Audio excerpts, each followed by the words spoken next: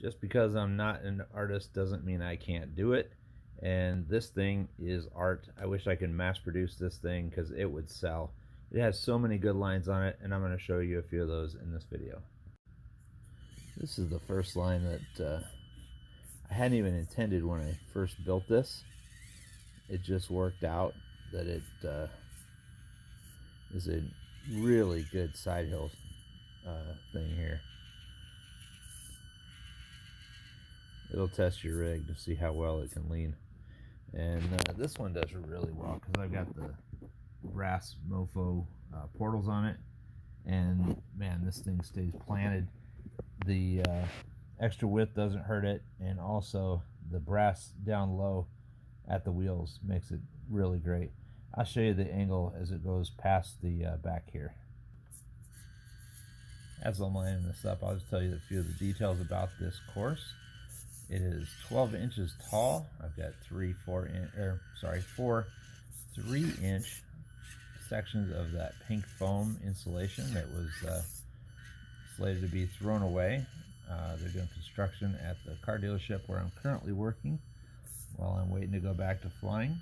And anyway, they were just throwing that away, and I asked if I could pick it up. And they're like, "Sure, we don't care, and we don't have to throw it away ourselves." So I grabbed it, and I've got less than $20 worth of paint in it, and a few sticks of hot glue, and just a little bit of masking tape to fill some of the gaps. But I have less than $20 in this whole thing. It's pretty awesome for that. And it's 20 inches wide, 4.5 feet long. And the great thing is it weighs less than 4 pounds. I can take this with me to any crawler event that Iowa RC Outlaws has, any of their events. I can just put it in my car. It's super easy. And had I built this particular course first, I would probably not have made this. But I'm glad I did that first because that's still my favorite. But this one has some lines on it that are just awesome. And I used what I learned from the other course to make these angles and gaps and things like that. So I wouldn't have been able to build it had I not done the other one first. I'll do the return line and then just show you some of the climbs. When I created this, I made multiple ways up just because if it's going to be portable, it has to have a lot of things in a small area, because if there's not a lot of things to do, you quickly get bored. So I've tried to build in as many elements as I could possibly put in a space as small as possible that weighed as little as possible. And I've done that. And that line there that I just did is actually more difficult than it looks. Not every car can do it. I should say well. I've managed to do it with every car I've tried, but they don't all do it well. This particular one, even though it's wider, can do it very easily. This is one of the harder lines because there's no ramps built in to get you to the next step up. You just kind of have to drive it up. Let's see if I can't make that happen.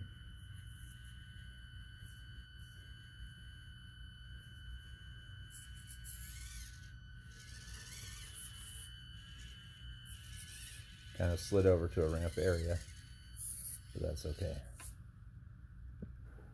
Get that turned a little bit higher. In the dark last night, I don't know that I was super impressed with my own paint job here. Like I said in the last video, I know my daughter could do a better job than I've done, but it's kind of growing on me how it is. I think it's kind of southern Arizona looking with the tan rock. I was kind of going for a more Sedona, that glowing red rock that it has, but I tried to do it and couldn't pull it off. One of the things that I did right on this course when I built it was I built in some easier lines and some harder lines, and that was with the intention that other people with potentially stock rigs will want to drive on this, and I wanted to give them some lines that they could run It also has some steeper stuff.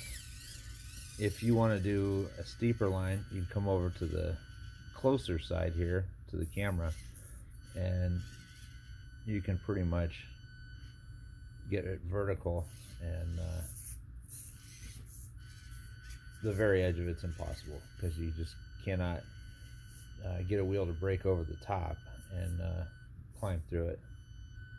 So I'll see what if I can make it pull up there.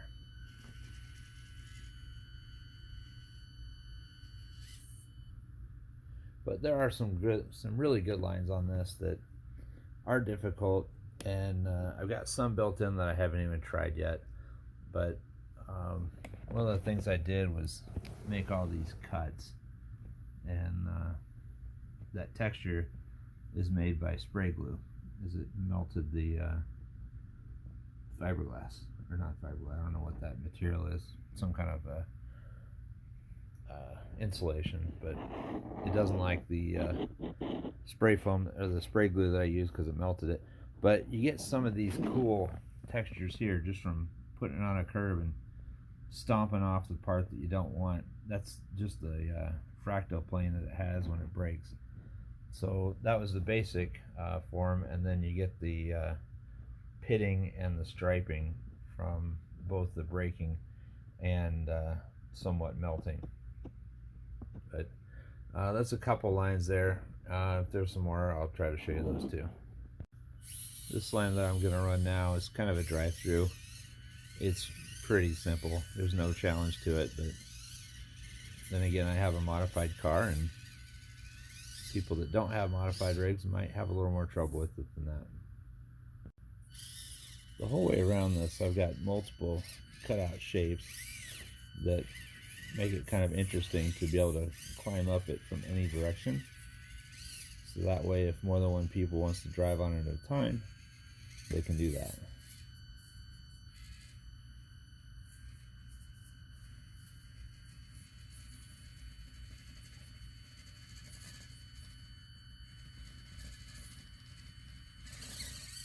There we go. I'd have that driver's side wheel drag it up. And the trick on this one is to just let it drift to the left a little bit, and then it makes it, somehow that ramp is more slippery than it looks for the tires.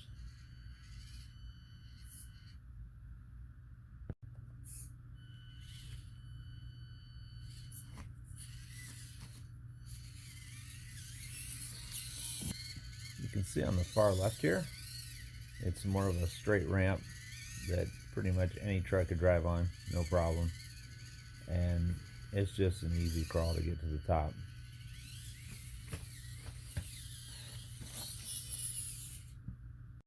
If you want a little more challenge, I got a straighter climb here that's not so rampy, into a ramp, and then off to the right side here, which gets pretty steep.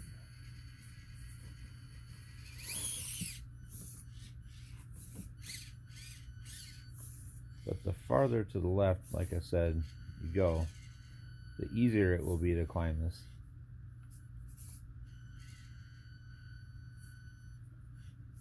And it gets to the point, I'm going to tip it over on purpose here, just to show you that if you get too far to the right, it's kind of choose your own adventure. I actually made it anyway.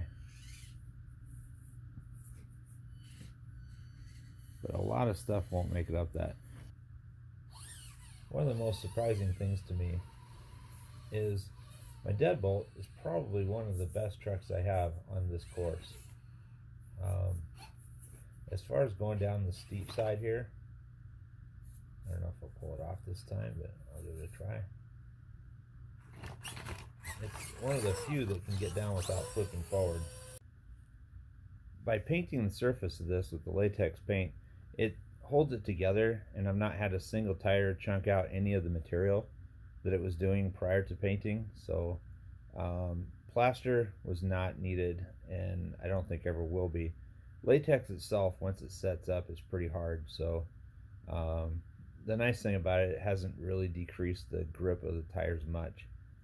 There might be a little bit less grip than it had as a raw material, but it's a lot more durable, so it's fine. I'm just going to keep it how it is, and I even think the paint's grown on me, so I don't think I'm really going to change anything else about it unless my daughter wants to paint it. She's welcome to do that. So that's all I got for today's video. We'll see you in the next one.